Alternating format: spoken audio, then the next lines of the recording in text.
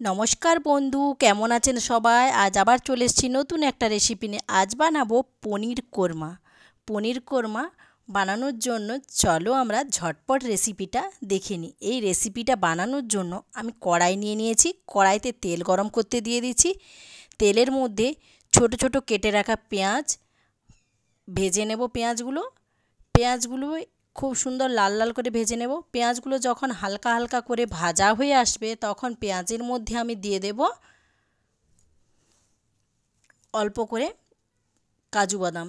খেতে কিন্তু একদম রেস্টুরেন্টের মতন টেস্টি হবে, তোমরা বাড়িতে অবশ্যই ট্রাই করো। এরপরে আমি দিয়ে দেবো এর মধ্যে কাজু বাদামগুলো খুব সুন্দর করে পেঁয়াজের সঙ্গে খুব ভালো করে লাল লাল করে ভেজে নেব। পেঁয়াজগুলো একদম খুব সুন্দর করে লাল করে ভেজে নিতে হবে।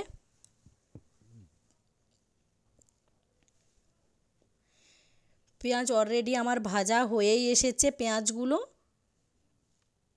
পেঁয়াজ কাজু বাদাম পুরো ভাজা হয়ে গেছে। এরপরে পেঁয়াজগুলো আমার খুব সুন্দর করে লাল লাল হয়ে গেছে। এরপরে পেঁয়াজগুলো আমি একটা প্লেটের মধ্যে বার করে নেব। প্লেটের মধ্যে আমি পেঁয়াজ কাজু বাদাম সবগুলো বার করে নিচ্ছি। বার করে নেওয়ার পর আমি এগুলোর একটা পেস্ট বানিয়ে নেব।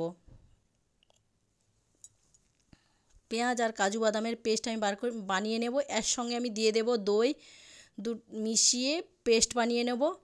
পেস্ট একদম আমার রেডি হয়ে গেছে। এরপরে আমি ওই পেস্ট বাটির মধ্যে বার করে নেব। ওই কৌটোর মধ্যে আমি দিয়ে দেব টমেটো, আদা, রসুন, কাঁচা লঙ্কা, এগুলোর একটা সুন্দর পেস্ট বানিয়ে নেব। পেস্ট বানিয়ে নিয়েছি। কড়াই বসিয়ে দিয়েছি। কড়াইয়ের মধ্যে দিয়ে দেবো গোটা জিরে, লং, এলাচ, দারুচিনি, তেজপাতা। সবগুলো একটু খুব হালকা গ্যাসে আমি খুব ভালো করে ভেজে নেব। হালকা যখন আমার ভাজা হয়ে আসবে তখন আমি দিয়ে দেব এর মধ্যে টমেটোর পেস্টটা দেওয়ার পরে খুব ভালো করে আমি মশলাটা কষিয়ে নেব। এইভাবে সুন্দর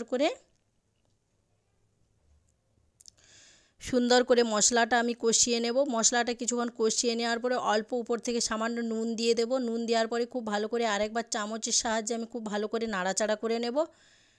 মশলা সুন্দরভাবে কষিয়ে নিতে হবে। মশলা যত সুন্দরভাবে কষানো হবে খেতে কিন্তু ততটাই সুন্দর হবে।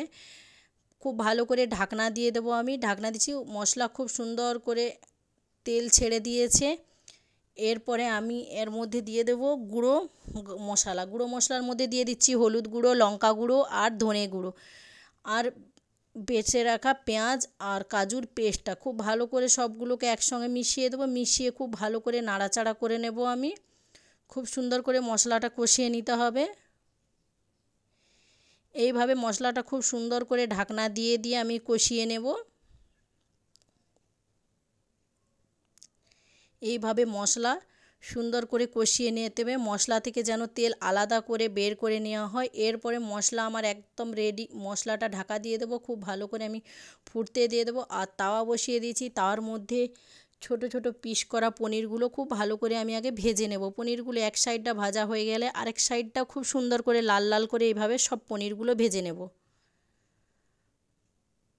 এইভাবে পনিরগুলো সব ভেজে নিতে হবে। পনিরও ভাজা একদম রেডি হয়ে এসছে। এরপরে পনিরগুলো আমি খুব সুন্দর করে ভাজার পরে এগুলো প্লেটের মধ্যে বার করে নেব। আর যে তেলের মধ্যে আমি মশলাও দেখো একদম খুব সুন্দর তেল ছেড়ে দিয়েছে। এরপরে আমি খুব সুন্দর করে গ্রেভিটা হয়ে গেছে। এরপরে গ্রেভিটার মধ্যে আমি দিয়ে দেবো অল্প জল। যেমন গ্রেভি খাবে সেই হিসেবে জল দেব। জলটা দেওয়ার পরে খুব সুন্দর করে মশলাটা আমি আরেকবার ঢাকনা দিয়ে দেবো। ঢাকনা দিয়ে খুব সুন্দর করে মশলাটা আমি ফুটিয়ে নেব। মশলা খুব সুন্দরভাবে দেখো আমার ফুটে গেছে।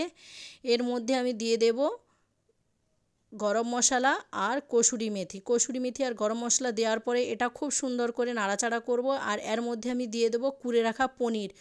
সবগুলো আমি খুব সুন্দর করে মিশিয়ে নেব। সবগুলো একসঙ্গে মিশিয়ে নিয়েছি। কালারটা খুব সুন্দর এসছে। দেখতে কিন্তু অসাধারণ হয়েছে। তাহলে খেতে কিন্তু তার থেকেও সুন্দর হবে।